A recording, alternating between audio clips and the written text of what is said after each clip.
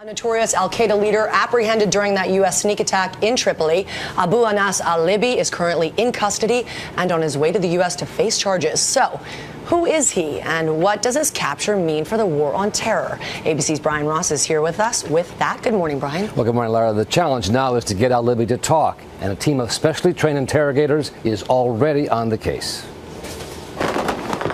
Al-Libi was part of Osama bin Laden's early inner circle of al-Qaeda terrorists who plotted to attack the United States. I think there's a lot he can say, and I think there's a lot of gaps he can fill. U.S. officials say al-Libi had been under surveillance in Libya for several months, so the U.S. already has a good idea of how the 49-year-old al-Qaeda leader and computer expert might operate, and will use it to break him. That's called the we know all approach, or the futility approach, in which you try to convince a detainee that you already know everything and there's no sense in withholding it. Tony Camarino is a former U.S. senior military interrogator and now teaches how to break a terrorist.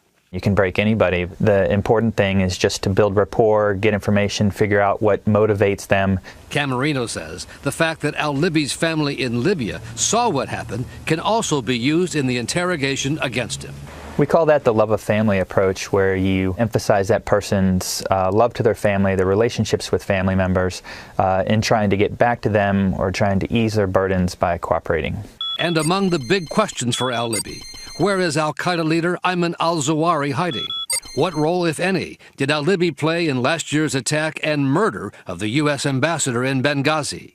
And finally, where and when is the next attack against the U.S. likely to come from al-Qaeda? Under the current U.S. policy, the team of American interrogators will not be using waterboarding or any of the other techniques that were widely considered to be torture. Instead, they will take time, maybe lots of time, with a man who represents a potentially huge intelligence coup. Lara. So many questions. Do you think they can get those answers? They're confident they can if they have the time to talk to him and to lure him into giving all he knows. It sounds like they're going to take a lot of time. Yes, All right, indeed. Brian, thank you.